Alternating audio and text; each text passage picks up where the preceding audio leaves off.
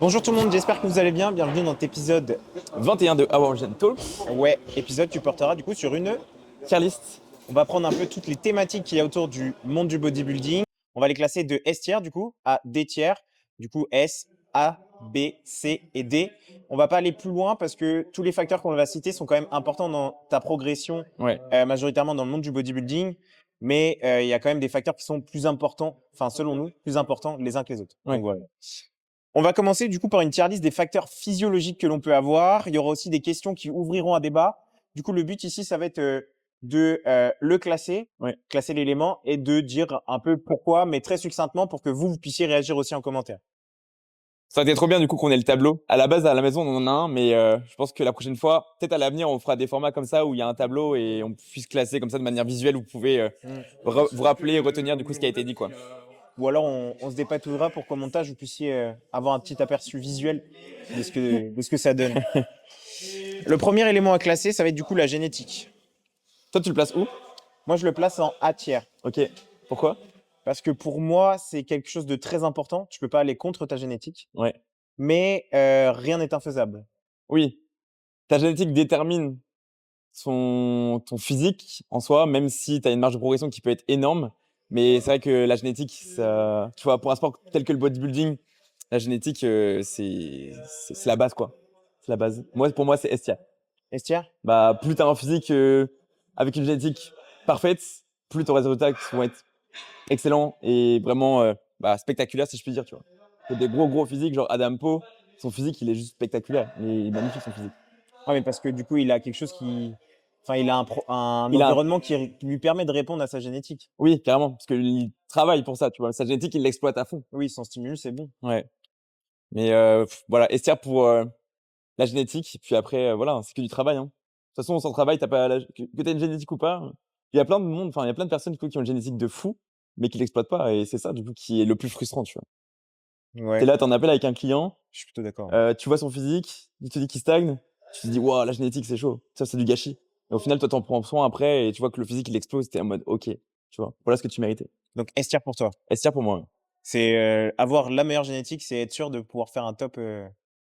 Bah, de toute façon, dans le bodybuilding, c'est ça qui détermine, en majeure partie, tes chances de faire de bons tops. Ouais, tu beau avoir une génétique, golden, si tu en prends pas soin, comme tu viens de le dire, c'est mort, quoi. J'ai vu une image, Mitty, en mangeant de Nick Walker Ouais, avant qu'il commence à se charger, donc à 18 ans, OK. sur ses premières compétitions. Bah, sa génétique, c'était C'est pas. vrai. Moi, j'ai Pas vu ça. Samson Dauda et bon, il a une très bonne génétique de base, mais c'est vrai que ça n'a rien à voir depuis qu'il prend des produits, quoi. Oui. Après, il y en a plein comme ça qui font les transitions, qui ont une génétique golden et qui ensuite, du coup, prennent des produits, ça devient mais juste majestueux, quoi. Ah, mais tu vois, justement, Nick Walker, je trouvais que sa génétique était pas si avantageuse que ça. Et aujourd'hui, il fait quand même partie du top mondial du Ouais, monde du bodybuilding, tu vois. ouais. Et ça, elle est incroyable. Et par contre, il est pas forcément aimé de tous, tu vois? Plus ça va, mieux c'est, mais je sais que sa shape de base, il faisait pas l'unanimité, quoi. Hmm. Pas assez sec. Pas assez sec et pas assez, enfin, même trop massif, tu vois? Ouais. C'est pas pour rien qu'on l'appelle le mutant. Mmh. Avec ses varices, là. Ok, le deuxième facteur, ça va être le niveau hormonal naturel, donc ton taux de testostérone naturel. Bah, c'est trop important, de toute façon, S tier, hein. Désolé, mais pour moi, sans physiologie, Il va tu vas tout nulle mettre en part. S tier. Non, mais c'est vrai. Sans physiologie, tu vas nulle part. Les hormones seront importantes. C'est ce qui définit, du coup, ta capacité à répondre à un plan. Tu auras beau avoir un plan parfait, si ta physiologie de base n'est pas bonne, tu seras toujours limité par ça, quoi. Ouais, t'auras du coup moins de réponses que quelqu'un qui a une meilleure physiologie. Exact. C'est la base. C'est pas pour rien que certaines personnes se dopent, tu vois? C'est pour avoir encore plus de capacité physiologique, pour avoir encore plus de résultats, quoi. Moi, je le mets Toi? en A tier. OK, toi, tu es toujours un tiers et moi, je suis un S tiers. Non, je le mets en A tier parce que c'est hyper important. Ouais. Mais ouais, je sais pas. Je trouve qu'il y a quand même des facteurs plus importants. Ouais, non, en vrai, non. En vrai, non. Je Non, pense pas, j'avoue hein. que autant la génétique, je comprendrais qu'en tiers, Ouais. enfin, mon choix est discutable. Mais le niveau hormonal naturel, je trouve que, bah, tu vois, il y a des gens ici qui ont un niveau de testo qui, je pense, est beaucoup plus haut Ouais. que les personnes lambda. Et ça se voit direct. Ça se voit direct. Tu as des noms, là? Moi, je pense à Joachim, tu vois. Même Jojo. Tim, sa réponse, elle est énorme, tu vois. Ouais, c'est quelque chose. Evans, pareil. Mais encore une fois, c'est des personnes qui cadrent énormément ce qu'ils font et qui exploitent Oui, qui leur exploitent. physiologie, quoi. Mais parce qu'ils sont bien encadrés aussi Parce autour, que tu le vois. matin, c'est un réveil à telle heure, le soir, c'est coucher à telle heure, c'est manger tel repas, telle quantité, tout est militaire, tu vois? Genre, c'est une organisation qui est Mmh. présente, quoi. Joachim, pas trop, tu vois? Joachim, s'il mange 1 500 calories ce soir ou 1 600 calories ce soir, ça lui pose pas de problème. Après, contexte oblige des fois. Oui, c'est ça. Et tu déjà pensé à faire un test pour voir, quel était ton niveau de testo? Moi, j'ai jamais fait. T'as jamais fait? Non, toi, tu fait? Non, jamais, mais j'aimerais trop en faire. Et ça coûte super cher et c'est vrai que c'est pas délivré par beaucoup de médecins, quoi. Il faut vraiment, une demande particulière ou alors c'est vraiment bien cher. Ouais. Mais tu pas peur d'être déçu? De dire: «Ah fuck». Bah, non, en soi, parce que tu travailles avec les armes que tu as, mais bon, tu vois, après, il faut essayer d'adopter du coup un mode de vie, une diététique, voilà, tout faire de manière à ce que ta physiologie coïncide avec, des marqueurs de santé qui se dirigent vers le sens dont tu as besoin. Parce qu'il y a beaucoup de personnes qui ont des niveaux de hormonaux qui sont pas forcément les plus intéressants aujourd'hui, mais c'est pas, génétique. C'est juste que de base, c'est des personnes qui prennent pas Oui, soin de leur, mode de vie aujourd'hui, qui prennent pas soin de leur santé avec des bonnes routines et c'est ça aussi qui limite beaucoup leur réponse, à l'entraînement, leur réponse alimentaire, quoi. sachant qu'aujourd'hui, je pense qu'on a assez de recul pour pouvoir, du coup, mettre tout en place pour pouvoir augmenter son taux de testo naturellement et même si ça reste sensiblement léger, Ouais, en tout cas, ça peut, faire un petit enfin, ça peut faire du grand changement sur le ouais. long terme. En fait, c'est un effet cumulé, quoi. Mmh.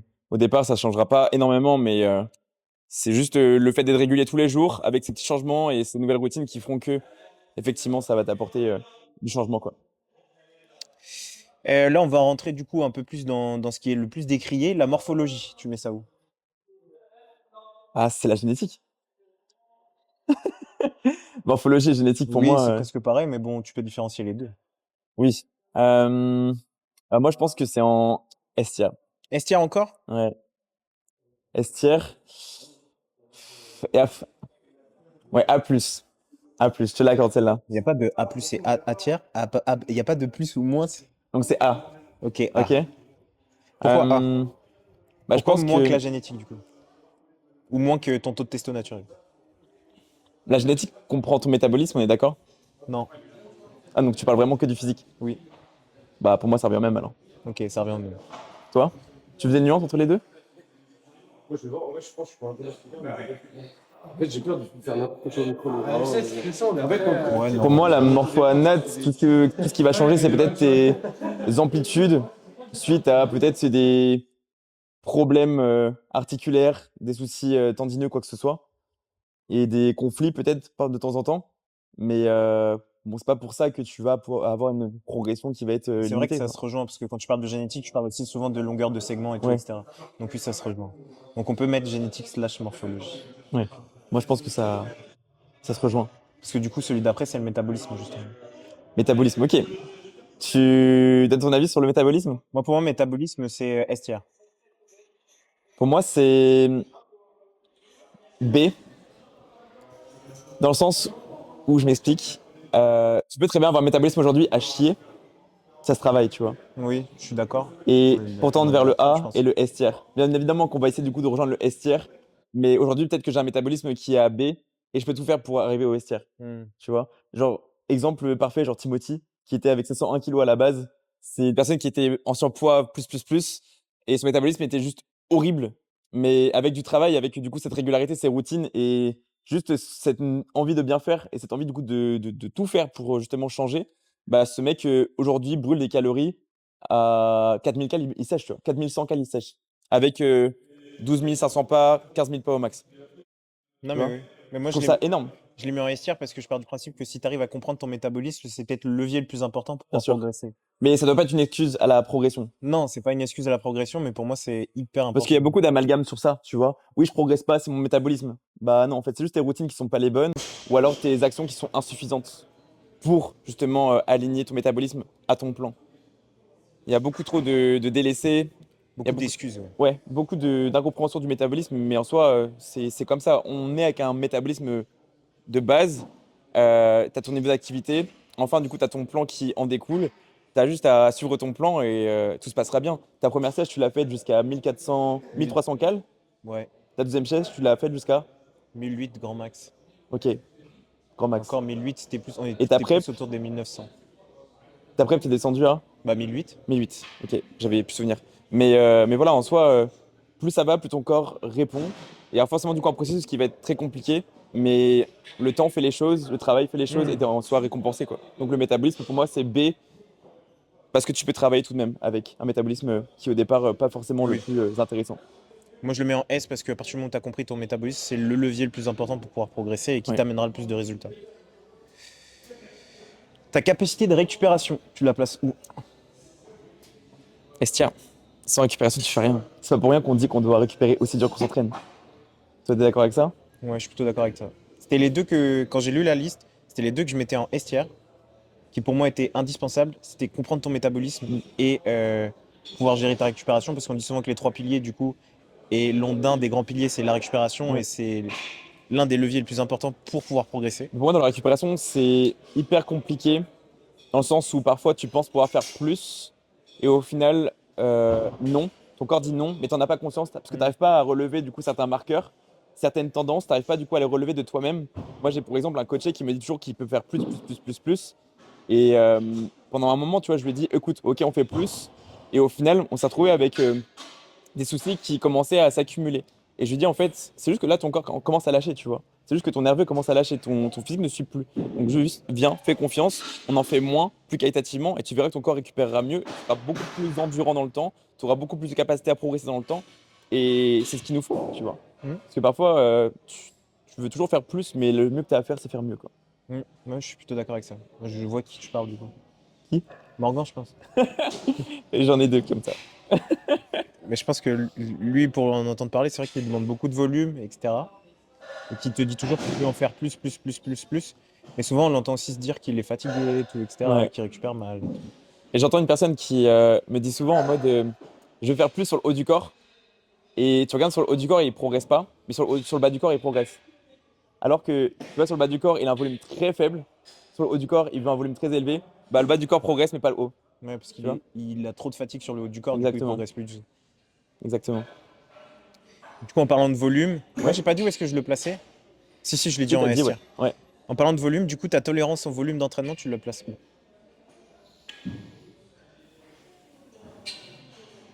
A. A. A. Toi? Ouais, B. Ok. Tu dépars d'une base tolérante au volume, puis ça s'affine vers le faible volume si tu traînes encore une fois bien, avec une bonne technique, une bonne forme. Mm. Mais le volume de base, c'est pas ça qui va directement dicter ta progression en soi. Tu peux très bien démarrer avec un volume très élevé ou alors très très faible. Il y aura forcément donc une tendance de progression qui va varier en fonction de l'intensité de chacun et la fréquence de chacun. Mais ça va être à peaufiner dans le temps. Au départ, ce qu'il y a juste à prendre en considération, c'est juste ta qualité technique, ton intensité qui, elle, va déduire ton volume au fur et à mesure du temps. Tu peux Mm. pas avoir le volume parfait dès le départ. T'as sensiblement tout dit. Je rajouterais peut-être Pardon. juste une chose. Non, non, mais c'est vrai. Juste, je rajouterais peut-être une chose. C'est aussi correspondant, enfin corrélé avec ton système nerveux. Ouais, C'est que tu peux te mettre des cartouches et du coup être tellement nerveusement cramé que genre ça te suffit. ouais. Un faible volume pour pouvoir progresser. Tu vois. Et au-delà de volume, parfois on oublie tu sais, l'aspect émotionnel. Je sais pas du coup si on en parle dans le podcast aujourd'hui, mais tu parles du coup de te cramer. Mais parfois le volume il est parfait. C'est juste qu'émotionnellement tu es absent, Ouais. psychologiquement tu es absent.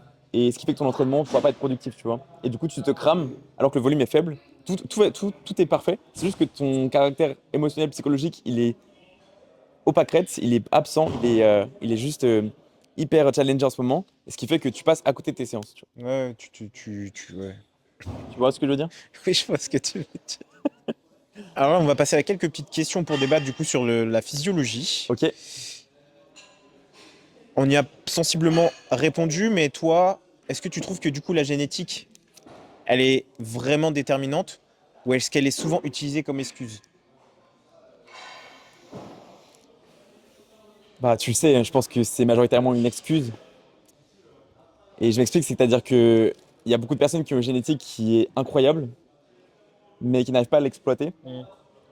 Et ils se rendent compte que en travaillant bien, en fait, ils ont une génétique incroyable. Mais c'est juste qu'il manque une qualité dans ce que tu fais, dans tes actions, qui fait que ça te limite. Tu vois? Et il y a toujours un réveil en cette personne qui a une génétique incroyable et elle se dit, ok, en fait, je suis capable et j'ai ma génétique aujourd'hui qui commence à pop, tu vois. Mm. Et généralement, je pense que tu as la même chose du coup en coaching. C'est que tu as une personne qui arrive chez toi, elle te dit qu'elle stagne, tu vois ses photos, tu te dis, ok, j'ai capté le potentiel, les insertions, la longueur du coup des segments, tu te dis, ok, il y a moyen du coup de faire vraiment quelque chose. Cette personne stagne et tu te dis, mais en fait, comment c'est possible au vu du coup de la manière avec laquelle elle progresse sur les prochaines semaines avec toi et jusqu'à voir du coup le avant-après. Tu te dis, mais en fait, qui es-tu? Qui es-tu quoi? Est-ce que Ouais. c'est la même personne? Et moi, pour moi, c'est majoritairement du coup un problème de plan, problème de qualité et en fond du coup une excuse quoi. Parce que la personne est tellement perdue qu'elle n'arrive pas à exploiter son potentiel. Moi, je trouve que c'est une excuse aussi, dans le sens où on a deux cas de figure. On a soit les gens qui te disent, j'y arriverai jamais parce que ma génétique est mauvaise. Ok. Alors qu'ils ont une génétique incroyable. Ouais. Soit quelqu'un qui te dit, ma génétique est bonne, donc dans tous les cas, ça le fera. En mode, ils prennent ça pour acquis un petit peu. Ouais. Ok. Et c'est les deux cas de figure que je trouve qu'ils utilisent trop d'excuses autour de ça. Mais ça, c'est le cas pour beaucoup de situations. Le fait de prendre tout pour acquis ou Oui. quelque chose pour acquis. Même une personne qui commence une phase, imaginons, je sais pas, moi, je dis une bêtise, une perte de poids, elle perd 10 kilos sur les 20 qu'elle s'est fixée, elle va se dire, ok, j'ai compris. Elle va peut-être arrêter son coaching en disant, ok, j'ai compris le truc. Et au final, elle est toute seule, elle reprend tout. Mm. Tu vois? Même chose pour une personne du coup qui est en prise de masse. Elle a compris le système, elle a compris où est-ce que tu veux en venir, est-ce que tu attends d'elle. Elle se dit être autonome maintenant parce qu'elle a compris. Et au final, tu regardes quelques stories plus tard. Je suis perdu, je commence à changer de programme, je commence à faire des changements, etc., etc. En fait, c'est juste que bah, t'es plus autonome, tu vois, t'es pas autonome, t'es pas en capacité du coup de faire des choix pour toi. Les gens Oui. prennent tout pour acquis à un moment donné et se retrouvent du coup à retomber dans une situation où ils stagnaient alors qu'ils progressaient très bien, tu vois. Je trouve ça trop dommage, le fait de prendre tout pour acquis. Et après ça, on le retrouve aussi dans plein d'autres trucs. Il n'y a pas que la Oui, musculation. bien Il y a sûr. Ouais. beaucoup de choses où Ouais. on prend tout pour acquis et majoritairement, ça nous mène justement à notre perte. Mais en musculation, c'est là où est-ce que c'est le pire. Enfin, pour moi, c'est la pire situation, tu vois. Tu prends le bodybuilding pour acquis, t'as compris le bodybuilding? Non, t'as rien compris.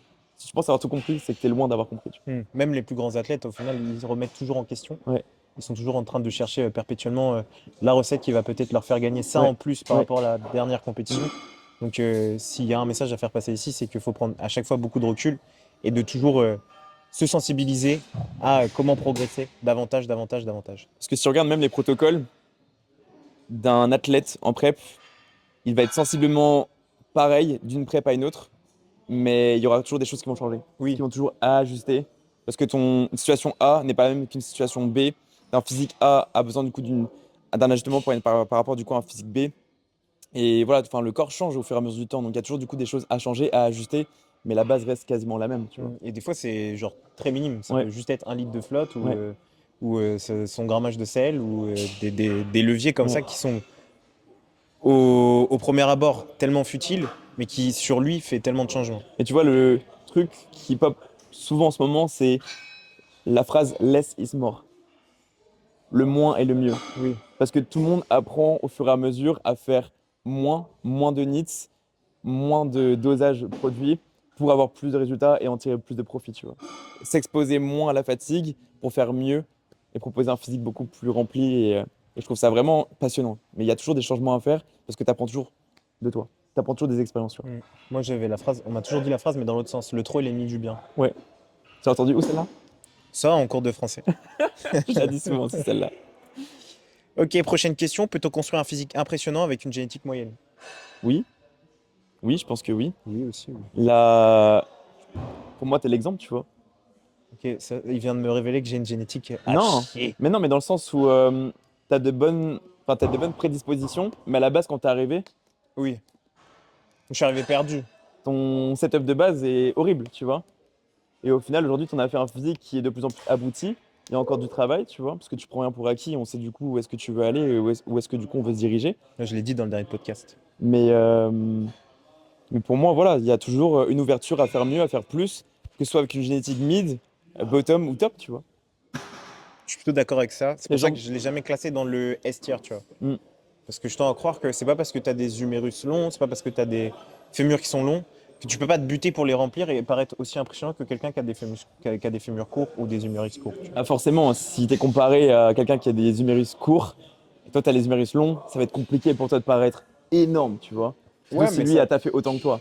Oh, oui, c'est pour ça que je te dis ça. S'il a taffé autant que toi, Ouais. oui, je suis d'accord. Mais par contre, genre, tout dépend aussi de comment est-ce que toi tu travailles, tu vois. Le plan, c'est le sérieux avec lequel tu prends ton plan. C'est justement si tu prends ta génétique un peu comme acquise, etc., et que tu te dis, bon, bah là, j'ai des facilités, du coup, j'ai pas besoin de m'entraîner dessus, Ouais. bah, au fur et à mesure, peut-être que la personne qui avait une génétique moins avantageuse et qui tape vraiment dessus va juste le détrôner, tu vois. exactement. Moi, j'ai beaucoup cet exemple-là sur le dos Ouais. ou même les jambes. Genre, il y a beaucoup de footeux qui disent ouais, moi je fais les jambes au foot et tout, j'ai pas besoin de jambes, tu vois. Oui, Bah, au final, t'arrives, t'as peut-être une génétique jambe un peu moins avantageuse que le mec qui fait du foot et qui fait ses séances 3 fois de séances de foot par semaine, tu vois. ouais, Au final, t'arrives, tu le détrônes, tu vois, juste parce que tu t'es buté plus que lui.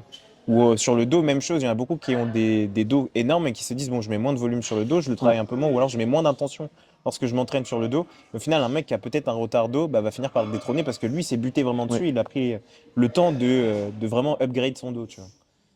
Je Voilà. suis d'accord avec ça. Mais tu vois, avec Morgan, qui est un gros footeux, j'ai pas eu ce problème-là. Parce que du coup, lui, il avait de base la déterre, en tant que footballeur, de se buter sur les jambes. C'est parce qu'il veut beaucoup de volume aussi. Hein? Parce qu'il veut beaucoup de volume. Mais je le sensibilise justement, du coup, à tout ça, là. Ça y est, il commence à comprendre, il commence à mûrir un petit peu, là. Question ultra importante. Est-ce que la récupération est-elle sous-estimée dans le bodybuilding? Tellement, Je suis plutôt tellement. d'accord avec ça aussi. Combien de personnes tu vois rusher leur séance lundi, mardi, mercredi, jeudi, vendredi? Mm. Bon, parfois, il y a des cas isolés où effectivement, ils n'ont pas le choix de s'entraîner tous les jours de la semaine d'affilée et enfin, le week-end, ils se reposent. Il y a beaucoup de situations dans lesquelles où c'est pas forcément évident. Mais pour la plupart, c'est juste un gros manque de compréhension autour des attentes du bodybuilding en soi. Tu vois? Il y a des bodybuilders, de toute façon, j'ai envie de te dire, ce que je dis en ce moment, c'est même à mes clients lifestyle, c'est que même si tu es lifestyle aujourd'hui, que tu veux pas concourir, si tu veux progresser vite et bien, le mieux que tu as à faire, c'est de recopier les lifestyles des gens qui sont athlètes. Ouais. D'être aussi impliqué. Ouais, parce que ils font attention à la récupération, ils font attention à leur training, ils font attention à l'environnement, ils font attention à leur mindset, ils font tout pour se mettre dans une condition parfaite, tu vois. Et j'ai jamais eu des progressions aussi intéressantes, aussi énormes, aussi fabuleuses qu'avec des personnes qui sont dans la mentalité de compétition. Mm. Même si tes lifestyle, j'ai pas mal d'exemples où les personnes sont en mode je tryhard, je tryhard, je tryhard, parce que eux veulent tryhard et ils se mettent dans des conditions qui sont hyper intéressantes pour progresser vite, tu vois. Et comme des compétiteurs. Et ça, j'adore, tu vois. Ça, c'est vraiment. Surtout, tu le vois, il y a des personnes qui sont un petit peu en demi-teinte, un petit peu moins en confiance par rapport à leur processus. Et c'est ça qui leur coûte énormément. C'est ça qui leur fait perdre majoritairement du temps. Parce qu'ils sont en retrait, alors qu'un compétiteur, lui, même s'il n'a pas confiance en lui, il a confiance à 100% au plan et il s'autorise le droit de progresser. Et il se dit, en fait, je fais tout comme le plan l'indique et je verrai bien, tu vois. Mais je fais tout pour, je doute pas vis-à-vis du plan. Et majoritairement, de toute façon, il a une deadline à la fin. Donc, s'il va en dehors de son plan, Ouais, s'il s'amuse bah, tu fais une fausse route, en fait. ouais, bah voilà. Tu perds du temps et majoritairement, tu n'arrives pas prêt à ta compétition. Exactement. Mais ça, c'est juste quelque chose d'aberrant. Et je pense que le mieux, j'ai envie de te dire, le mieux, c'est que vous coachiez de manière à avoir deux cas, un cas compétiteur et un cas lifestyle, et vous voyez lequel s'investit le plus et vous voyez lequel progresse le plus. Même si tu as l'ambition de faire la compétition ou non, les deux ont l'envie de progresser. Donc les Mm. deux doivent progresser. Et tu vois toujours que le compétiteur, il surpasse le lifestyle parce que le lifestyle n'a pas compris que il faut, il faut s'entraîner dur, il faut tout faire pour sa récupération, son environnement, le caractère psychologique, etc. Donc le mieux, voilà, c'est de se rapprocher d'un athlète. Ouais. Moi, je sensibilise beaucoup là-dessus parce que j'en ai beaucoup qui justement n'ont pas compris que le trop est l'ennemi du bien et qui Ouais, du coup se disent, bah, plus je me dépense, plus je perds, tu vois. ouais, Sauf que bah, ton corps, il est intelligent, plus tu te dépenses, plus tu crées de l'inflammation, du coup, plus possiblement, moins tu perds. ouais, Au contraire, tu prends parce que tu fais de la rétention d'eau. Ça ouais. dépend comment tu réponds, encore une fois. Mais du coup, je les sensibilise par rapport aussi à comment est-ce qu'ils s'entraînent.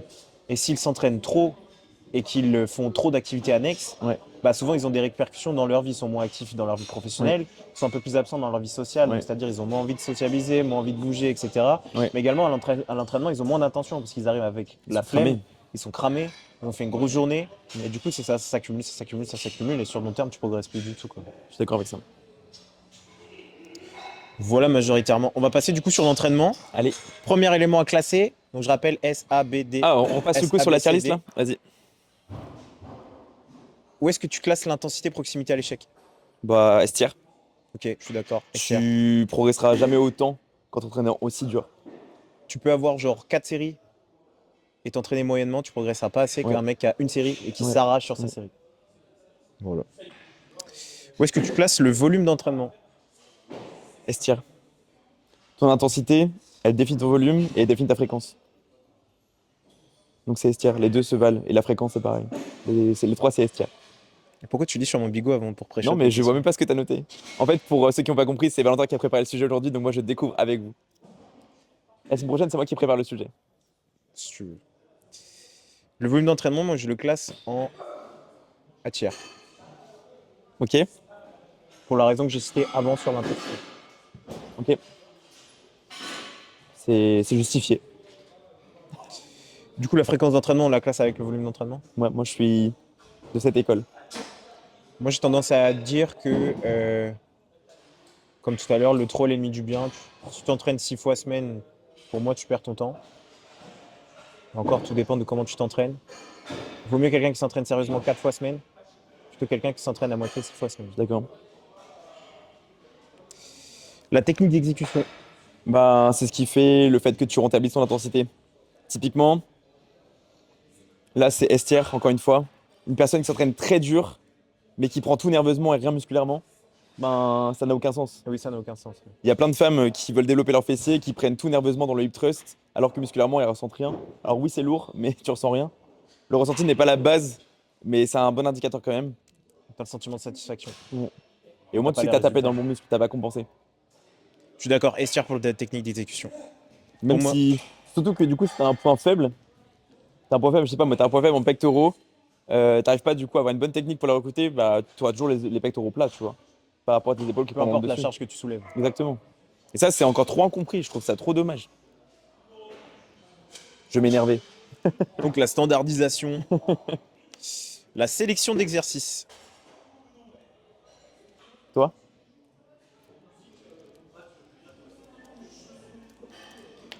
À tiers. Ah aussi. Parce que tu auras beau avoir une sélection d'exercices un petit peu mid, en soi, si tu as une bonne technique, c'est ok. Mais bon, encore une fois, le caractère optimal, c'est une bonne sélection Oui, d'exercices. mais de toute façon, sinon on mettrait tout en estière. Tu vois, la solution parfaite, c'est de tout faire Mais attention à tout. Tu tu vois. vois, typiquement, au départ, quand j'ai commencé la musculation, j'avais pas une sélection d'exercices folle, je connaissais pas grand-chose, je faisais ce que je pouvais, ce que je savais, ce que je voyais sur les réseaux. Et j'avais une progression qui était quand même présente, même si ma sélection d'exercices n'était pas la plus intéressante, quoi. Ah, moi, c'est pareil aussi. Et puis de toute façon, même quand tu programmes à des gens, même si tu fais attention du coup à leur anatomie, etc., leur génétique, bah du coup, tu as forcément aussi besoin de tester des choses sur eux, tu Ouais. vois. Et du coup, la première ébauche sera jamais la dernière. Ouais. Donc forcément, il y a des exercices sur lesquels ils vont progresser Ouais. et que tu vas être amené à enlever après parce qu'il y a d'autres exercices qui vaut mieux leur correspondre. Mais majoritairement, ils ont quand même progressé musculairement avec une sélection d'exercices qui n'était pas celle qui était de base. Je complète ce que tu dis, c'est-à-dire que parfois aussi, tu auras beau analyser des choses, remarquer des choses sur le plan physique et te dire que la personne peut exécuter une exécution. Et au final, en réalité, ça ne se passera pas comme tu l'avais prédit par rapport à la théorie de ce qu'elle prévoit. Et c'est pour ça qu'il y a toujours un rapport théorie-pratique. Et c'est pour ça que du coup, ton retour client est juste fondamental, quoi. Et je veux aussi compléter, parce qu'on est dans la complétation, dans la complémentation. Euh, Par exemple, j'ai un client là qui adore les tractions. Ok. Adore les tractions, tu vois. Et je lui ai mis du tirage vertical. Il m'a dit, je veux pas perdre sur les tractions. C'est hyper important pour moi de garder des tractions. Ok. Et je pars du principe que du coup, pour moi, même si du coup je lui mets un exercice qui est plus opti pour lui et qui préfère un autre exercice qui est sensiblement le même, tu vois, qui est biomécaniquement le même, Ouais. bah du coup il va mettre plus d'intention dans ses tractions à venir les travailler si moi je lui donne la bonne technique et qu'il les fait Je suis correctement. d'accord. Parce qu'il va prendre du plaisir avec et que du coup il va mettre plus d'intention Je suis d'accord. que sur un tirage vertical, donc il va forcément plus progresser en faisant ses tractions qu'en faisant son tirage Je suis vertical. d'accord. Voilà. Le tempo d'exécution. B. Il en faut, mais pas trop. Ouais, je suis d'accord avec ça. Moi, je l'aurais mis en C parce que pour moi, c'est quand même important. J'ai tendance à croire que c'est quand même dans l'excentrique qu'on construit le plus. Oui. Donc, pour moi, avoir un bon tempo, au moins l'excentrique, c'est hyper important. Il y a des grosses trends sur le tempo, il faut en mettre, faut en mettre. Tu vois des mecs qui font des presses à 6 séries, enfin 6 secondes d'excentrique, etc., etc. Bon. Oui, ok, tu perds pas l'attention, ok, du coup, tu as un bon contrôle, mais en soi, le rapport énergie, productivité, Ouais, tu prends tout dans le nerveux. ouais, c'est très compliqué. Donc, ta caboche, elle pète au bout d'un moment, Ouais. 6 secondes d'excentrique. Après, tu peux pas faire des Néant. séries longues avec un tempo hyper long. Bah non. Tu vois, je vois des mecs, ils font du 5 secondes, 6 secondes du coup d'excentrique. Tu fais plus de 10 reps, tu as déjà minimum 1 minute d'effort. Tu peux être sûr qu'après, c'est ton cardio qui prend le relais, tu vois. Donc, il faut aussi être rationnel par rapport à ta section du tempo vis-à-vis de ta tranche de répétition, vis-à-vis de l'exercice en soi, tu vois. Non, mais je suis d'accord avec ça. Je suis placé en C, moi. Ou D, C. Tu l'as placé en D? Moi, je place en B-. En B? Ouais. Ok, moi en C. La connexion cerveau-muscle. A. Ouais, A aussi.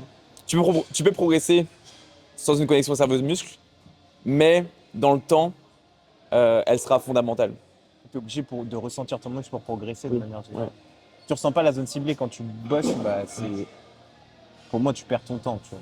Au début, quand tu es débutant, c'est Parce que c'est dur à avoir aussi. pas Ça toujours s'acquiert avec évident. l'expérience. Mais tu vois, là, pour exemple, je coach des débutants. Mais vraiment, j'ai coaché, bah, du coup, c'était Jade et Mathis. Première séance de musculation ever, quoi.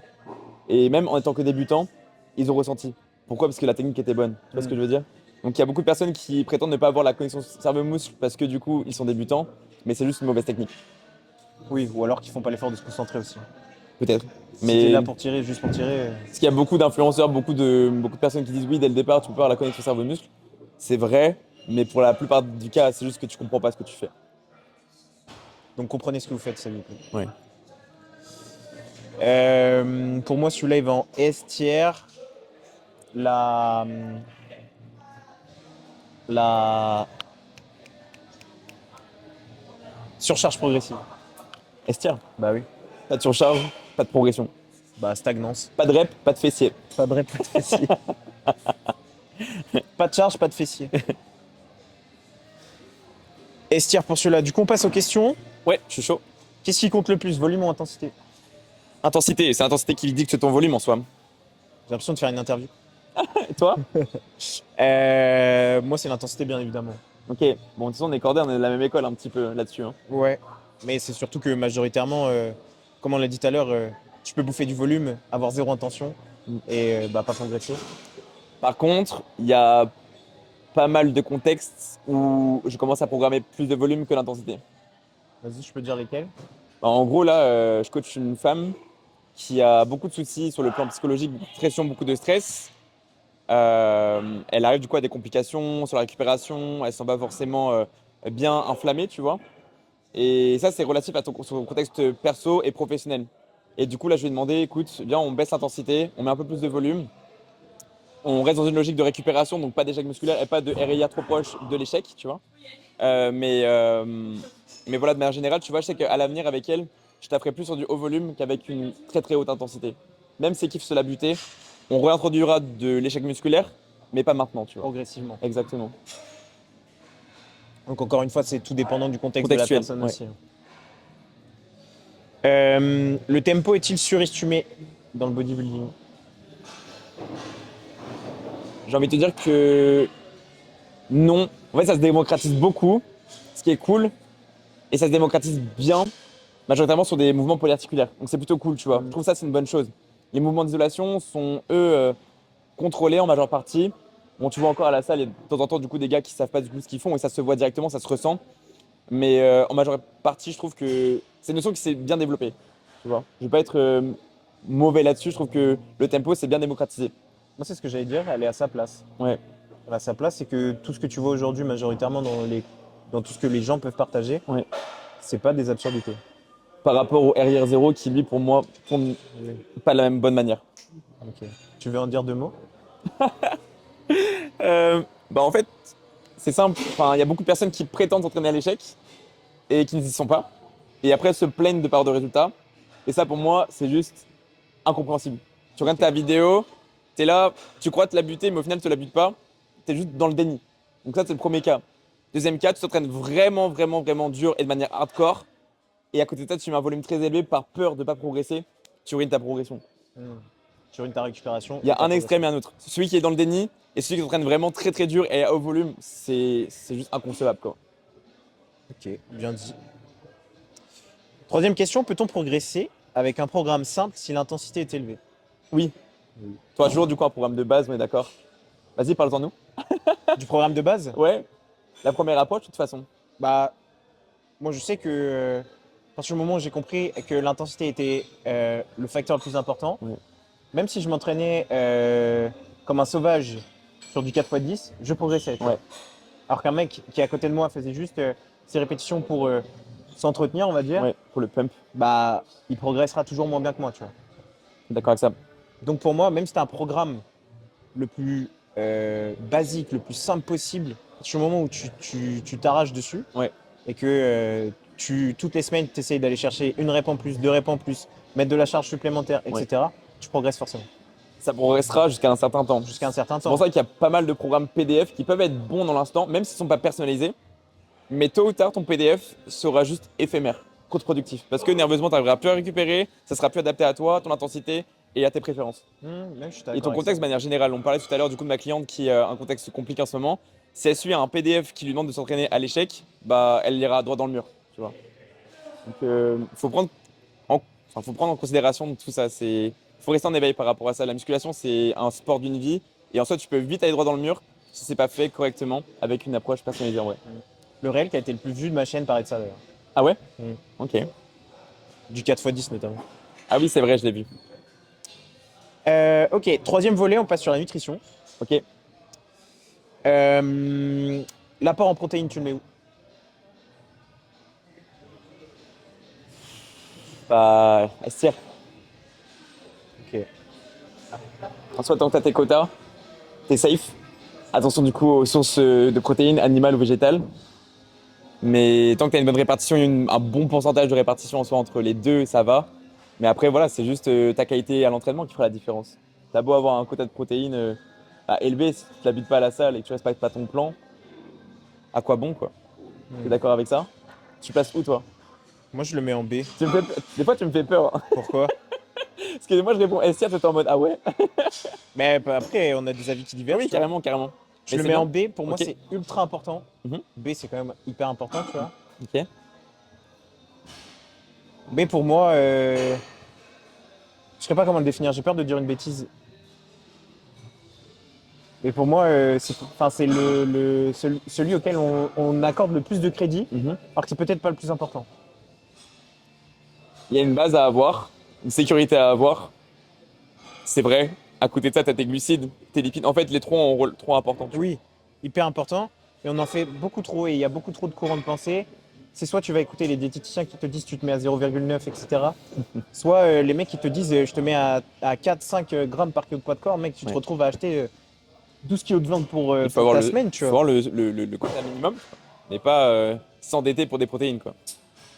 En fait, c'est une notion qui fait beaucoup de clics sur les réseaux, Ouais. tu vois. C'est pour ça aussi que c'est très discuté, c'est très débat. Enfin, il n'y a pas besoin du coup de trop non plus cogiter là-dessus en soi. C'est une notion qui est assez simple. Elle est super importante, mais si t'as pas le reste, encore une fois, tes protéines, ben oui, tu gâches ton argent, quoi. Parce qu'il faut savoir les rentabiliser, tes protéines, tu Exact. vois. Ouais. Pour moi, je le mets en. En B, ok. Le surplus calorique. Euh, Contextuel, je dirais S tier dans la majorité des cas, mais sinon c'est pas essentiel pour beaucoup, donc je dirais B. Ok. Toi? Moi, je le mets en A. Ouais, Parce que très bien compris, ça peut t'amener l'une des plus grosses progressions de ta oui, vie. ouais. Très mal compris, ça peut t'amener une très très grosse déception. Je te jure. Du coup, je le mets en A pour ces deux Ok. raisons-là. La répartition des macronutriments. Hmm. En fait, moi j'ai trois problèmes, c'est que c'est soit tout, soit rien. Moi je dirais S tier. Pour moi, je le passe en S tier. Faut avoir du coup ta base, ta structure, et ensuite, encore une fois, hein, si ta répartition des macronutriments est excellente, mais que derrière tu n'arrives pas à t'entraîner correctement, à quoi bon? Je trouve ça trop dommage. Moi, je le mets en S tier parce que pour moi, c'est le levier principal pour pouvoir. Je te parle de la diète, hein. Ouais, Le levier principal sur la diète, si tu as tout compris sur ta répartition de macronutriments, qu'elle est exacte et que du coup, elle correspond, elle fit bien à toi, ouais, pour moi, il n'y a aucune raison que tu progresses pas. d'accord, d'accord avec ça. Le timing des glucides. S tier. Ouais, Toi? moi, je le mets en A. En fait, tu peux très bien mettre en A aujourd'hui, mais demain, ça sera en S tier. Parce que plus tu vas arriver dans des timings, à savoir du coup un contexte épuisant, peut-être un déficit plus particulièrement, ton timing de glucides va être hyper important. Tu vois. Là, t'es en prise de masse, t'es confortable, mais à terme, si tu fais ton cut, ton S tier, tu le ressentiras. Tu vois. Ouais, moi, justement, je le trouve hyper important en prise de masse. D'un point de vue de confort, notamment sur ma digestion. Ok? Si je time très très mal mes glucides, notamment en prise de masse, Oui. je trouve que ma journée est dégueulasse, tu vois. Et la qualité aussi de tes glucides. Et surtout de la qualité de mes entraînements. Oui, la qualité de mes glucides, hyper important. Mm. J'en ai parlé, je crois, dans mon dernier post sur quelle source de glucides adapter avant ton entraînement, quelle Ouais, source après, ouais. etc., etc. Donc si vous n'avez pas vu, n'hésitez pas à aller voir. Petite pub. Mais oui, je le mets en A parce que pour moi, c'est aussi important en prise de masse qu'en sèche, le timing de tes glucides. Pour celle que tu as évoquée lors de la sèche, celle que j'ai évoquée sur moi, les effets que ça me fait à moi sur ma prise de masse, encore une fois, c'est contextuel. Mais voilà, pour moi, c'est hyper important le timing des glucides. Ça va. Moi, pour moi, c'est essentiel aussi. Mais je l'ai remarqué, souvent le matin, quand j'ai pas de glucides, je suis tout mou, tu vois. Mm. J'ai du mal à me lever, j'ai du mal à me réveiller, je vais faire mes tâches quotidiennes, tu vois. Pareil, si j'ai une source de glucides lents avant mon entraînement, un enfer, je m'entraîne pas. Ouais. C'est mort. Hein. Oui. Tu dors. Ouais, je dors. C'est clair, je dors. Après, Je j'ai suis en envie de te pleine dire digestion. que pour moi, le pré-workout, c'est le repas le plus plaisir que tu puisses te faire dans la journée. Parce que c'est le repas le plus sucré que tu puisses avoir. Ouais. Parce que du coup, il faut que ça influe vite, il faut que ça arrive Ouais. rapidement.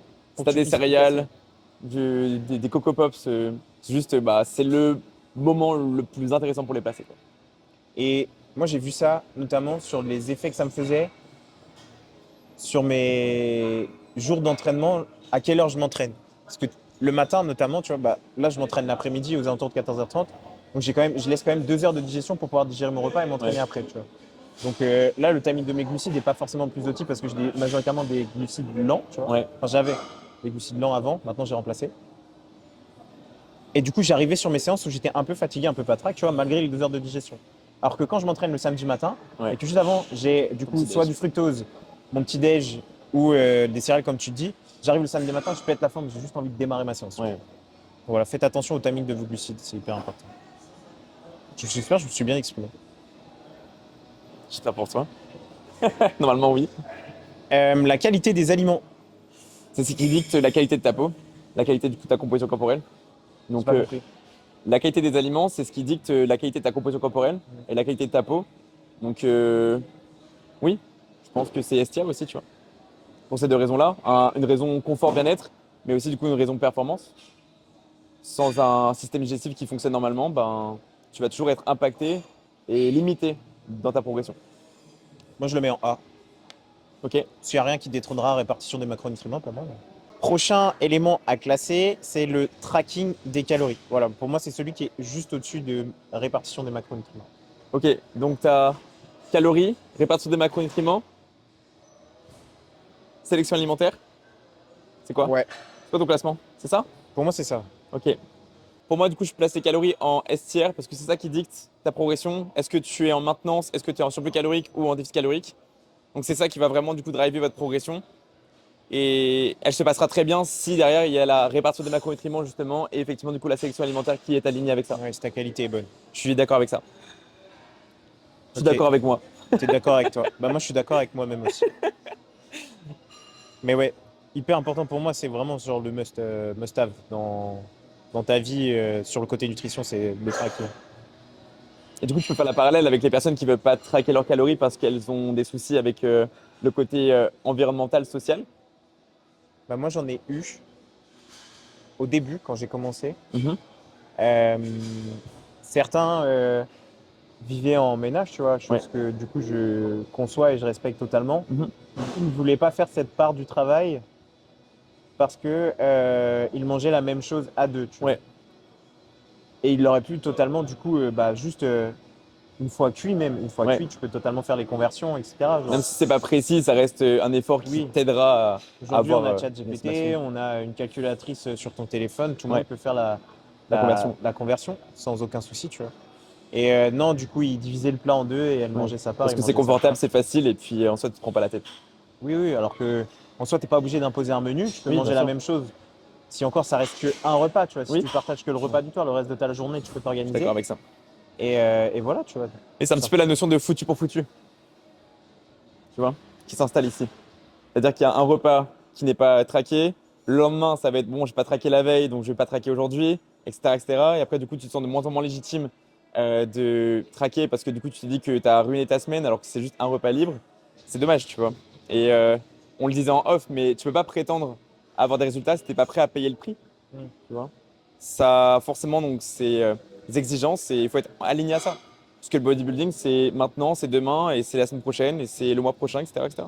Ouais, je suis C'est une d'accord avec ça. continuité, quoi. Mm. Ouais. Dernier, Ouais. les cheat meals.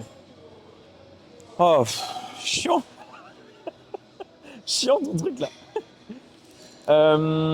Moi déjà j'ai envie du coup de revenir sur ce qu'on disait dans un dernier podcast. C'est par rapport à ça, avant de le classer, c'est déjà arrêter de parler de cheat meal.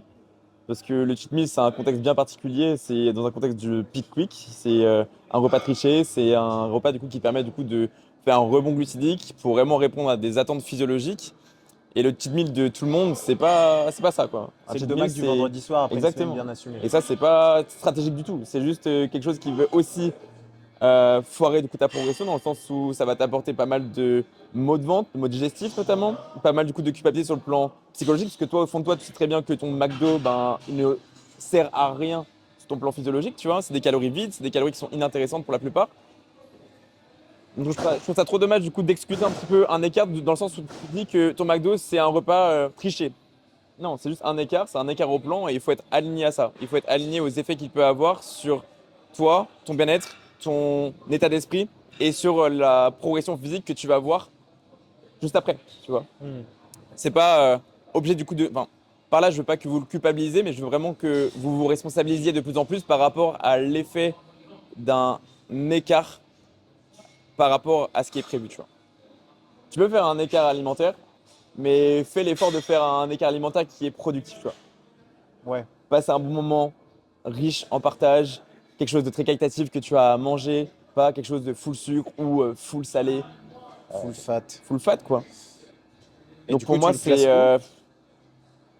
c'est en termes de degré d'importance, bah pour moi c'est pas important, tu vois. C'est D. Ouais, je le mets en D aussi.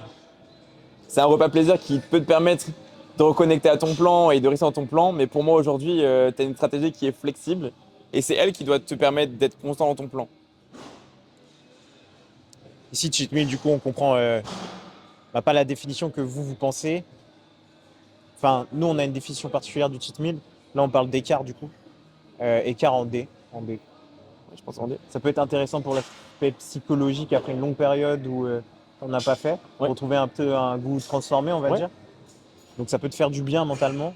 Mais pour moi, c'est trop une excuse à. C'est trop la porte ouverte à tout. Oui. La boîte de Pandore. Ouais. Ok, les petites questions sur l'aspect nutrition. Le tracking des calories, on a déjà répondu. Est-il Ouais. indispensable pour progresser? Oui. Oui. Inévitable. Indispensable, inévitable. Tous ceux qui vous diront, là, les Herbalife à la mort moelle-neu, ceci, cela, qu'il n'y a pas besoin de traquer, qu'il faut juste faire un petit peu attention, etc. Un tiers, un tiers, un tiers dans ton assiette. Ok, c'est juste approximatif. Traque tes calories. Voilà. La qualité des aliments est-elle plus importante que les macros? Non. Je dis non aussi. Les deux sont Ils sont hyper ultra importants. Mais pour moi, ta sélection des macros, la répartition est plus importante que la qualité de tes aliments. Et troisième question, les cheat meals, écart alimentaire, aident-ils ou sabotent-ils la progression? Pour moi, ça sabote. Ça sabote parce que le cheat meal, comme on l'entend, McDo, KFC et j'en passe, tout ça, c'est des écarts alimentaires qui sont productifs sur le plan psychologique, mais qui sont productifs sur l'aspect physiologique. Et tu peux aujourd'hui avoir cette capacité à faire des écarts, des repas plaisir avec une certaine qualité. Parce qu'aujourd'hui, on a à disposition des air fryers, on a à disposition donc, voilà, des recettes. Il y a plein de choses qui font que ça peut être à des repas tellement productifs et à la fois plaisants que je trouve ça dommage du coup de toujours se diriger vers quelque chose de hyper gras, de hyper sucré, de hyper salé. C'est ok encore une fois, mais il faut pas que ça soit trop répétitif parce que sinon, oui, psychologiquement, ça va juste flancher, physiquement, il n'y a plus rien qui va suivre. Et après, votre implication va juste flancher elle aussi parce que vous vous dites que dès que vous faites un écart, tout va de travers. Bah oui, parce que la qualité de votre écart n'est pas bonne. Et vous répétez ça jusqu'à ce que du coup vous vous posez les questions et je trouve ça dommage. Un peu Il de a tout dit, le prévention. monsieur. Hein? Il a tout dit. Donc le cheat meal, dans la version que nous, on entend dans le monde du bodybuilding, Avec modération. il aide. En termes de peak week, Oui, il oui, aide. oui. Mais le repas écart que nous, on entend, il sabote. Faut trouver de la précision dans l'écart. Faut avoir des stratégies de manière à faire rentrer ton écart alimentaire dans tes calories. Et de là, tu pourras essayer du coup de lier l'utile à l'agréable. Mais il y a des écarts comme le KFC, le BK, etc., etc. Tout ça, c'est des écarts. Tu peux pas les faire tu peux pas les faire rentrer dans ton total calorique. Rien que le burger, ça te prend 600 cales. t'en prends 2, ça te fait 1200 calories. Une personne qui est en déficit calorique, elle va pas jeûner toute la journée, tu vois. Ou alors, t'as pas bouffé de la journée. Exactement.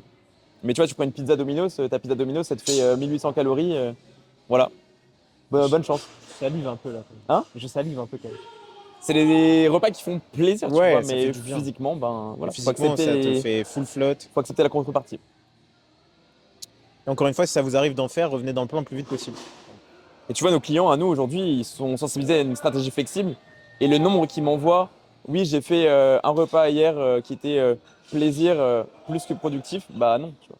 Parce qu'ils font tout rentrer dans leurs macros, dans leurs calories, et on avance comme ça, tu vois. Moi, j'en ai qui, du coup, le font. Et du coup, maintenant, ils m'envoient un message direct quand ils font un écart. Ouais. Et ils se disent, je vais leur taper sur les doigts. Tu sais. Ils ont peur que je les engueule par rapport à ça. Ouais, je vois ce que tu veux dire. Du coup, ça me fait rire. Ok, on passe au volet récupération. Premier élément à classer, le sommeil. Top tier. Estière. Estière parce que tellement important le sommeil. Minimum 7 heures. Rien que pour ta jovialité, ton confort social. Si t'as pas dormi assez, tu le ressens tout de absent. suite, hein. Ouais. Moi, quand j'ai pas quand j'ai pas assez dormi, souvent je suis hyper fermé comme T'es type aigri de ouf. et j'ai envie de taper tout le monde. Ça va pas, quoi. Ça va pas. Non, j'ai pas envie de taper tout le monde, mais j'ai pas envie de parler ou je Ouais. suis un peu plus Tu agressif. fuis un petit tu peu, vois. quoi. Ouais. Parce que je sais très bien que si on vient me parler, je vais envoyer chez les gens. T'es irritable. Très, très facilement, trop facilement, peut-être. Donc estière. Les jours de repos. STR, c'est trop important. Imaginons, je sais pas moi, t'as un point faible demain à travailler et que tu te reposes pas suffisamment et que t'as pas calé un repos avant, tu seras absent. Si tu rushes tes séances, t'es absent. Si tu te reposes pas, t'es absent. Et c'est à placer de manière stratégique. Au-delà du coup de l'aspect organisationnel, tu fais comme tu peux, bien évidemment par rapport à ton rythme de vie. Mais si tu peux les placer en plus de ça pour que ce soit productif à tes séances, go quoi. Moi, je le mets en A tiers. Parce Ok. que moins important que le sommeil pour moi. Oui, ok. Mais moi je suis dans une optique parfaite là. Toi, t'es sur le monde des Mais bisounours. c'est, ouais. Si possible, c'est à placer intelligemment, sinon c'est à plus. Très intelligemment. Après, ça peut être aussi très dépendant du contexte de la personne, son contexte vie perso, pro. Oui. Donc voilà, encore une Organisation, fois. quoi. Mais du coup, l'organisation de séance peut aussi corréler en fonction de ça. La gestion du stress. Pour moi, c'est un S tiers. Pour moi, tu vois, t'as beau avoir le plan, le volume, l'intensité, la fréquence parfaite, les macros, les calories, tout parfait. Si là-haut ça va pas bien, rien suivra. Donc pour moi, c'est vraiment ce qui domine ta progression. Si tu as ton niveau de stress qui est tellement élevé, si t'as un niveau de stress qui est tellement élevé, tu iras nulle part. Nulle part. Je Et suis tu auras d'accord beau avec ça. faire tout, prendre des compléments alimentaires, tu auras beau augmenter tes calories pour diminuer l'inflammation, le stress, etc., etc. Rien fonctionnera si tu n'arrives pas du coup à régler ce qui ne va pas dans ton contexte environnemental. Du coup, la question que les gens se posent aujourd'hui, c'est si aujourd'hui je suis un hyper anxieux et que Ouais. du coup c'est vraiment un côté psychologique qui Ouais. est très présent, très marquant, Mm. tu progresseras moins vite. Je pense pas. Je pense que il faut que tu sois dans l'acceptation de cette faiblesse. Pour moi, c'est une faiblesse, mais à partir de laquelle tu peux en créer une force. C'est très bien que psychologiquement, tu es exposé à des émotions qui vont être challengeantes. Et à partir du moment où tu en prends connaissance et que tu travailles avec ça, tu peux faire beaucoup de choses. Mais il y a beaucoup de personnes qui n'en ont pas conscience, ou alors qui sont dans le déni, tu vois, de ça, et qui ne font pas le nécessaire pour travailler avec ça, tu vois. Il y a beaucoup de personnes qui se disent, moi, j'ai pas besoin de ça. Si, tu as complètement besoin de ça. Un jour off, une routine de méditation, du journaling, tu vois, plein de routines qui peuvent te permettre du coup d'extérioriser tes émotions, plein de routines qui peuvent te permettre du coup d'être soulagé, apaisé et te ressourcer, te retrouver, tu vois. Et si tu fais ça, tu peux plus facilement mieux te sentir, assimiler tes calories, mieux dormir, t'entraîner avec beaucoup plus de passion, beaucoup plus de plaisir et ta progression elle est devant toi. Mais si tu ne prends pas conscience et connaissance de ça, c'est impossible du coup que tu avances. Impossible. Par exemple, gestion de stress, il y a deux zigotos qui me font stresser. Pas très stressé le Martin avec l'alcool. Bisous. Pourquoi ça boit de l'alcool toi, je suis là. Bah parce que t'es un Quoi alcoolique fini, mec. Ah oui. Ok. J'ai mon Valou. Bisous. Bon courage pour le podcast. Merci. Merci. Demain. À demain. Bien, une heure dans la séance. Hein Je t'envoie des vidéos en plus. Vas-y. À demain au bilan. Le book est déjà en Du coup, là, petite intervention dans le podcast. Je suis totalement d'accord avec toi. Pour moi, la gestion de ton stress est vraiment ultra importante. les personnes qui sont les plus équilibrées, enfin, les personnes qui sont les plus équilibrées sans discriminer les personnes qui sont exposées à des sensibilités émotionnelles. Ces personnes-là, hein, qui ont vraiment du coup cette chance d'être un petit peu émotionnellement détachées, ce sont les personnes qui progresseront rapidement, tu vois. Parce qu'elles attachent beaucoup plus d'importance à ce qui doit vraiment être considéré à 100% et peut-être un peu moins d'importance à ce qui est un petit peu futile, un peu moins important, tu vois. Je suis d'accord avec ça, il a tout dit. Si vous avez besoin d'un rendez-vous chez le psy, appelez-le. Mais non, mais c'est important, Oui, c'est très important. très important. C'est pour ça que quand tu fais tes bilans, avoir du coup des remarques constamment sur comment tu te sens, ce qui va bien, qu'est-ce qu'il y a à prévoir la semaine prochaine, ce qui est un événement marquant, tu vois. Tout ça, c'est hyper important du coup de savoir de cadrer. Parce que parfois, les personnes se disent que c'est pas important de parler de ça, mais c'est méga important, tu vois. Moi, je suis plutôt d'accord. Et je pense que dans la gestion du stress, avoir une aide extérieure pour pouvoir du coup parler, et du coup, de manière générale, se Ouais. faire psychanalyser. Ouais. Même quand tout va bien, tu vois, Ouais. avoir un psy à disposition, c'est toujours hyper important, tu vois. Voilà. Et je sais plus qui disait ça, je crois que c'était un humoriste français, Ahmed Silla. Ok. Il disait que lui, même si dans sa vie il y a le succès, il y a l'argent et tout ce qui va avec, que ça va bien, qu'il y a la reconnaissance, etc. Il avait besoin de cette personne extérieure pour garder les pieds sur terre, tu Je vois. vois ce que tu veux dire. Pour Pour gérer rester tout ce lui-même, stress. ouais. Ok, je vois. Garder son authenticité, quoi. Garder ses personnalités, ouais. Voilà. Le deload, Ça rejoint la récupération, donc moi je dirais Estia. moi je le mets en C. C'est pas pour autant que j'en programme beaucoup, hein. Je le mets en C parce que si tu as tout ça qui est calé avant, Ouais. pour moi, tu n'as pas besoin de deload. C'est très contextuel. Le nombre de deloads que je t'ai programmé à toi depuis ces 3 années de collaboration, ils sont très faibles, tu vois. Bah alors, j'en ai eu soit Très pick en, pré- week. ouais, mais en prep, c'est obligatoire. Ouais. T'en as eu combien? Euh, T'en as eu 3, je crois? mais sinon, en dehors 4, je crois. de ma, Pour moi, de ma prep, en 3 ans, t'as dû en avoir une dizaine. ah ouais, Ouais. pour moi, j'en ai pas eu tant que ça, hein. 36 mois, J'en ai 10 pas eu- deloads, ça va? j'en ai- Pour moi, c'est une dizaine, pas plus, hein. Pour moi, j'en ai vraiment pas eu, hein. Hormis la prep, Ouais. pour moi, j'en ai eu peut-être deux ou trois, mais pour des raisons. En cut, c'était vraiment principalement pour tes cuts. Ou alors quand. Si j'en ai eu un pendant ma première sèche parce que je m'étais blessé à la Mm. clavicule. J'en ai eu un dernièrement parce que j'étais cramé. Mm. Et j'en ai eu un à un autre moment parce que du coup j'ai eu un problème au genou et que du coup majoritairement j'ai du deload sur une Ouais. séance ou deux. Ouais. Mais ça doit être ça, sinon Ou alors c'est les switches de programmation. Ouais, les souches de. Mais bon, c'est pas vraiment un deload, quoi. Bah, tu dois avoir du coup une période un petit peu plus d'analyse plutôt que d'intensité, tu vois. Oui, mais ça tu le fais toi-même, est-ce que tu appelles ça un deload? Pour moi, c'est une période de récupération, une période du coup de récupération, ouais. Pour moi, Stratégique, quoi. deload, c'est quand vraiment t'en as besoin et que nerveusement tu peux plus. Je suis d'accord. Mais pour moi, t'en as eu quand même une dizaine. Je suis une chips tant que ça alors? Ah non, mais en 3 ans, Je 10, rigole, je rigole. tu vois, je rigole. c'est peu, hein. 36 Je mois. rigole. Du coup, je l'ai placé en C, tout simplement, parce que si tu as un bon sommeil, des jours de repos qui sont bien calés et une bonne gestion du stress, le deload, t'en as pas besoin tant. Pour, pour des pratiquants avancés, ça sera très nécessaire. Mais si t'es un mec qui fait du lifestyle, est-ce que t'en as besoin tant que ça? Bah, parce qu'il y aura, non, parce qu'il y aura toujours une notion d'intensité réelle au départ, tu vois. Moi, les clients lifestyle, plus ça va, plus j'ai la chance, tu vois, d'accompagner des gens qui sont lifestyle, mais qui ont une approche compétiteur quand même. Donc, je suis plus en éveil par rapport à leur intensité, parce que je sais que tôt ou tard, ils risquent d'avoir besoin d'un deload. Mais pour les clients qui sont moins à fond, peut-être qui ont un peu moins confiance en eux, vis-à-vis de la proximité à l'échec, tout ça, je sais que bah, les deloads, ça sera pas maintenant, tu vois, Mais- contextuel. Les étirements, J'en programme très peu. Pour moi, c'est important. Je dirais A. Je dirais A, tu vois, quand tu as des problématiques, des tensions qui s'accumulent, je programme des étirements, j'en demande à une fréquence assez élevée quand même. Mais tu vois, les compétiteurs le font. Donc je trouve que c'est important. À partir du moment où un compétiteur le fait, je trouve que c'est important. Mais c'est contextuel. pour moi, je trouve ça important aussi, donc je le mets en B, dans le sens où on vient quand même perdre beaucoup en élasticité lorsque tu viens du coup renforcer ton muscle. Donc je trouve ça hyper important de garder une certaine souplesse quand même. trouve que tu dirais quoi du coup de parler plus de la mobilité que de l'étirement en soi? On en parle après, ça. Ok. Pardon. C'est pour ça que la mobilité, je le place en A. Ouais, pareil. Estirement. La mobilité, je trouve ça important et je trouve ça aussi hyper important parce que de renforcer ta mobilité, ça te permet d'être fort dans Une toutes amplitude. les amplitudes et de pouvoir créer de la force dans des Et être amplitudes. safe. Et du coup, majoritairement, moins de blessures. Ouais. Plus de récupération aussi. Ouais. Et surtout, plus un bien-être pour toi parce que sur des exercices où peut-être tu pourrais avoir du mal parce que tu manques de mobilité, parce que du coup, tu as aussi moins de recrutement parce que tu as moins de mobilité, tu peux moins avoir d'amplitude.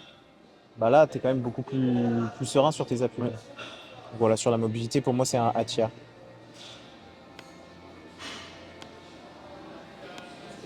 Est-ce que le sommeil est le facteur le plus sous-estimé en musculation? Clairement.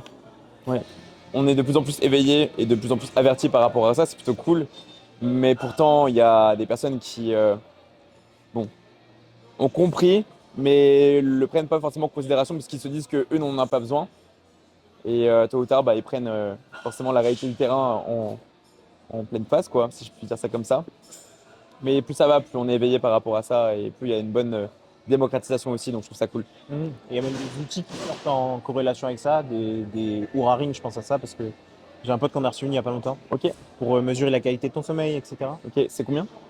Voilà, c'est très cher. C'est, je veux pas dire de bêtises, mais je crois que la Oura Ring c'est 200 euros. Et tu as un abonnement de je sais plus combien chaque mois à payer. Ok. Bon, après, c'est commercial, hein, mais Ah oui. Ils savent comment faire. oui, ils savent comment faire. Mais oui, c'est si vous avez la possibilité de traquer votre sommeil pour être davantage précis et pour toujours plus optimiser votre progression, ça peut être un levier aussi à utiliser. Je sais que Denis Gallois l'utilise, lui, Ok, la Oura Ring. ok. Joachim aussi, il en avait une. Ah ouais? Ouais. Ok. Bah plus maintenant. Non, il l'a enlevé. Ok. Après oui. Mais il avait pas une Oura Ring, je crois, il avait une Amazon, etc. Ok. Les deloads sont-ils vraiment nécessaires pour progresser? Monsieur, il a répondu tout à l'heure. Contextuel. Il y a pas mal de situations dans lesquelles faire un deload te permettra du coup de mieux récupérer. Donc peut-être que ça bénéficiera à l'aspect alimentaire, l'aspect récupération. Pas directement la récupération, mais directement sur l'aspect alimentaire aussi. Donc moi je dirais que oui, c'est un très bon outil. C'est un très bon outil. Ça peut agir sur tellement de choses que c'est un très bon outil. Il y a une phrase qui dit reculer pour mieux sauter. Je pense que c'est une bonne appropriation aussi. Oui, bien placé ici. Beaucoup de pratiquants s'entraînent-ils trop, à ton avis? Trop en termes de fréquence? Oui, je pense, parce qu'ils sont un petit peu perdus par rapport à la fréquence, le volume, et il y en a beaucoup qui se retrouvent en surentraînement. Tu vois. J'en ai récupéré un là récemment, et il s'entraîne du coup dans la méthode Heavy Duty, Ok, ouais, je sais. et il s'entraînait une fois tous les 2 jours sur son point faible. Tu vois. Le point faible en question, il a besoin de beaucoup plus de récupération que ce qu'il croit. Et il l'a testé, tu vois, et c'est pas pour rien que tôt ou tard il reste frustré et il commence un coaching parce qu'il a compris que ça avait sa réelle limite. Et très hâte, tu vois, qu'il découvre que sa manière de faire a été un petit peu biaisée, ça marche un temps, parce que forcément, bah, tu as ta marge de progression avec l'adaptation musculaire, mais tôt ou tard ton muscle dit non parce qu'il n'arrive plus à récupérer, quoi. Ok, je suis du même avec toi. Pour moi, je dirais pas qu'il y a des gens qui s'entraînent trop, plus des gens qui ne récupèrent pas assez. On s'entraînera jamais assez dur. Moi, je connais qu'une personne qui s'entraîne hyper dur, C'est qui? Luc. C'est vrai que le cul, il s'entraîne dur. Je s'entraînais avec lui hier, c'est vraiment, il est chiant. Il t'a Vraiment, mis- c'est un exemple pour moi. Il t'a Tu mis une cartouche? vois. En 1-1. Il a raté son pendulum, j'ai raté mon deadlift. Ok. Et j'avais vraiment mes érecteurs inflammés, enfin, c'était horrible. Mais oui, il s'entraîne très dur, sans forêt. Ouais. Enfin, du moins, nerveusement, il est très fort. Oui, c'est ça. En fait, il tanque des répétitions que toi, tu peux pas insister, quoi. Moi, je sais pas, moi, genre, je peux grind 5-6 secondes. Lui, il peut grind genre 9 secondes. Ça le dérange pas. Il va y la chercher, tu vois. Et je trouve ça juste. C'est une folie. C'est une folie. C'est à souligner ce genre de personne. Bah, c'est exemplaire. Moi, je trouve ça vraiment trop bien d'avoir une personne comme ça dans ton entourage. C'est plus qu'inspirant, même. Ouais. Ok, on a fini pour la récupération.